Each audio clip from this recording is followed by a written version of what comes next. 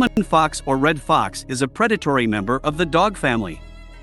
The red fox is one of the most common characters in children's fairy tales around the world, where it represents cunning and agility. This shrewd beauty with her fiery color and fluffy coat is very cautious. She easily entangles trails and gracefully evades pursuit.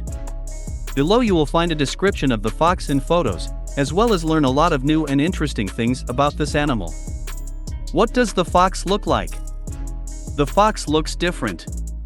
The size of the common fox and its color depends on the area in which it lives. The largest individuals are found in the northern regions, while small ones are common in the southern regions. Also in the north and in the mountains, foxes of the black-brown color are often found, black-brown fox. In total, there are 12 species belonging to the genus of foxes, including such an animal as a fox, polar fox. By the way, the smallest member of the fox genus is the fennec. The common fox is the most common species of the genus foxes. In total, there are about 50 subspecies of this animal. The only species that can compete with the red-haired rascal in such diversity is the common wolf, which has about 40 subspecies.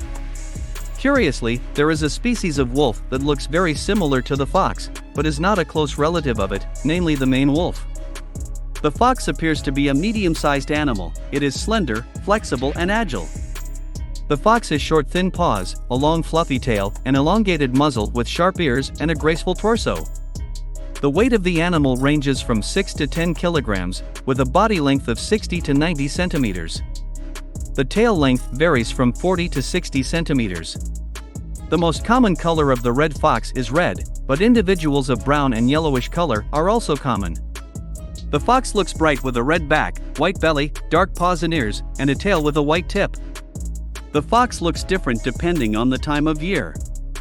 In late winter or early spring, the animal begins the molting process, at which time the fox's fur becomes short and sparse. By the middle of summer, molting stops, and from that moment the fox begins to grow winter fur, which reaches its maximum at the end of autumn or the beginning of winter. In winter, the fox looks fluffy and its coat is at its most lush and long. Where does the fox live and how? The fox lives covering a fairly wide area, but with varying population densities. The fox lives in the tundra, forests, mountains, steppes, and deserts. At the same time, the animal can be found not only in the wild, but also in urban environments, most often in suburbs and dumps. The fox lives in Europe, North Africa, most of Asia, North America, and even Australia. Due to such a wide distribution and different climatic conditions, the fox animal has such a variety of colors and sizes. The fox lives in open terrain, choosing areas with small groves and overgrown woods. Most often, the fox lives in the forest steppe and steppe zones, settling on hillsides and ravines, in places where snow cover is loose and not deep in winter, and the ground is not flooded by rain, melt, and groundwater. It is in such areas that most foxes live. The life of the fox is not simple. Many factors affect the number of this animal, so the number of red foxes fluctuates every year. It all depends on climatic conditions, availability of food, and infectious diseases of the population. In hungry years, foxes have a lower number of offspring and also create favorable conditions for the spread of various infectious diseases such as rabies, plague, and scabies. In southern Europe, foxes are even specially vaccinated to avoid rabies outbreaks in the region. In the wild, foxes live no more than 7 years, with an average lifespan of only 3 years. But in captivity, the red-haired beauty can live up to 20 years. The fox lives sedentary, occupying an area with suitable places for burrows and sufficient food. It is not uncommon for foxes to live in pairs or as a family. Foxes are capable of digging burrows on their own, but most often occupy empty burrows of other animals, especially badgers. In addition, foxes can also take advantage of natural shelters such as tree hollows, caves, and crevices in rocks. In nature, the fox uses the same permanent shelter only during the rearing of cubs, changing shelter only when urgently needed. The rest of the time, the common fox prefers to spend in the open, resting directly on the grass or in the snow. In case of danger and persecution, it has several spare shelters on its territory and hides in them at any time of the year. When the animal is frightened, it runs at lightning speed and so fast that its body extends completely above the ground. At the time when the red fox feels safe, it walks very calmly, leaving a clear trail behind it. The fox is a predatory animal, so it sees better in the dark than in daylight and responds well to movement. The fox lives more active at night, but it can also be seen quite often during the day. The fox is an animal that has a well-developed sense of smell and hearing, so it's almost impossible to get close to it undetected. A predatory fox immediately picks up the slightest sound vibrations and smells. Foxes, especially young foxes, often lie down for the day in a field if it is close to the forest and rich in rodents. Before lying down, the animal freezes in place, staring intently and for a long time at its surroundings for any danger. Then it curls up in a ball, covering its nose and paws with its tail end. Before falling asleep, it looks around a few more times. Foxes also like to lie down to rest in thickets, ravines, and other hard-to-reach places. The fox hunts at any time of the day, but prefers to do it in the early morning or in the evening hours.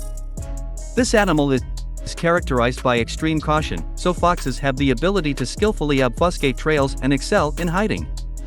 It is not for nothing that in fairy tales the fox is the embodiment of agility and cunning. Funny thing is that foxes that live near resorts and near tourist routes do not bother by human presence. On the contrary, they quickly get used to it and even benefit from it. They can easily be baited, and especially brave ones can even beg. The fox is a valuable fur-bearing animal, and for fur they are specially bred, while successfully breeding new breeds, with a higher quality fur than the wild type. The animal fox has an important economic value, because it regulates the population of rodents, which destroy crops.